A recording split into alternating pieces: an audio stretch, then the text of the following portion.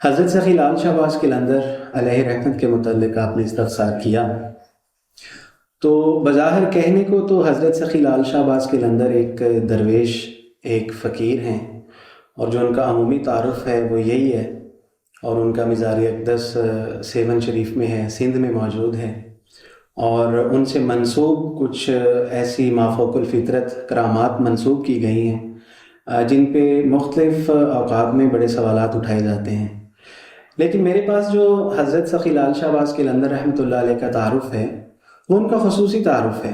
اور جو اصل میں حضرت سخی لال شہباز قلندر علیہ رحمت کی ذات کے متعلق ان کا عرفان حاصل کرنے کے لیے، ان کا تعارف حاصل کرنے کے لیے ان موضوعات کو ٹچ کرنا بہت ضروری ہے۔ آپ دیکھیں نا، حضرت سخی لال شہباز قلندر کو محض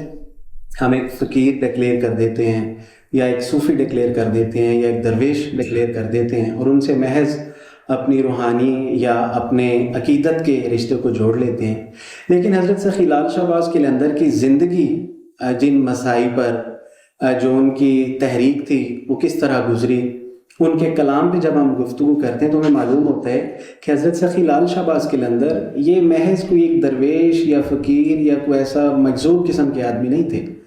بلکہ وہ باقاعدہ اپنی عملی زندگی میں ایک متحرک شخص تھے، جنہوں نے نہ صرف اپنی طرف سے کمپنسیٹ کیا زندگی کو، بلکہ لوگوں کو بھی مجتمع کیا اور انہیں تحریک دی کہ عملی زندگی میں وہ اپنی کمپنسیشن شامل کریں۔ آپ دیکھیں نا، ایک برٹش آتھر ہیں ریچرڈ برٹن، ریچرڈ برٹن 1851 میں اس نے ایک کتاب لکھی، Sindh and the races that inhabit in the valley of Indus. اس میں وہ لکھتے ہیں حضرت سخی لال شہباز قلندر کے متعلق کہ وہ ایک الہیات دان ہیں، وہ ایک فلسفی ہیں،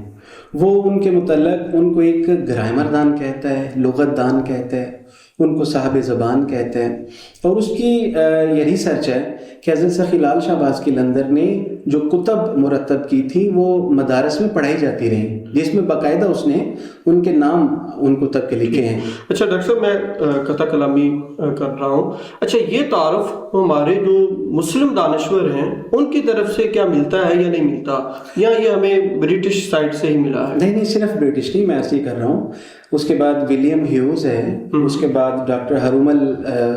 ایسر داس ہے، اور اس کے علاوہ کثیر تعداد میں ریسرچرز ایسے ہیں جنہوں نے سندھ کی ویلی کے جو صوفیاء ہیں، جو وہاں پہ غیر معمولی شخصیات ہیں، ان کے متعلق لکھا ہے، اور ہمیں یہ لٹریچر ملتا ہے، موجود ہے۔ میں یہ عرض کروں گا کہ آپ نے مسلم فیلسوف شخصیات کی بات کی، تو ہمارے ہاں اقبال پڑھایا جاتا ہے، باقاعدہ اقبالیات کا ایک پورا ڈپارٹمنٹ قائم ہے۔ تو ہم دیکھتے ہیں کہ اقبال کے ہاں بھی جہاں اقبال کا تصور شاہین پڑھایا جا رہا ہے، اقبال کا تصور خودی پڑھایا جا رہا ہے، اقبال کا تصور مرد مومن پڑھایا جا رہا ہے،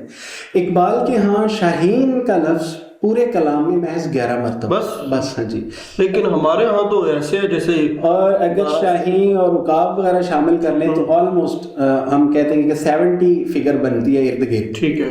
جبکہ ہم مرد قلندر کا تذکرہ،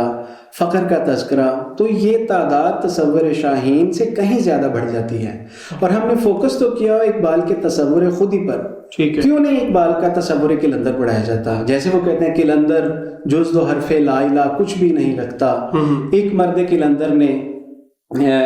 کیا راز خودی فاش۔ اسی طرح کے پھر ایک نظم اقبال کی پوری قلندر کی پہچان پہ ہے، جس کے آخر میں وہ کہتے ہیں کہ مہرو مہو انجمو ثاقب ہے قلندر، ایام کا مرکب نہیں راکب ہے قلندر۔ وہ تو اقبال کا تعارف اس طرح کرواتے ہیں۔ وہ جیسے میں نے عرض کیا کہ حضرت سخی لال شہباز قلندر کی جو کتب ہیں، جس میں میزان الصرف ہے، صرف دوم ہے، صرف صغیر ہے، عقد ہے، اجناس ہے، ربضات ہے، منشب ہے، لیکن ہمارے ہاں یہ تعارف موجود نہیں حضرت سخی لال شہباز قلندر کا۔ یعنی حضرت سخی لال شہباز قلندر کو محض ایک مجذوب ڈکلیئر کیا گیا ہے، جبکہ وہ باقاعدہ ایک بہترین الہیات دان اور بہترین فلسفی ہیں۔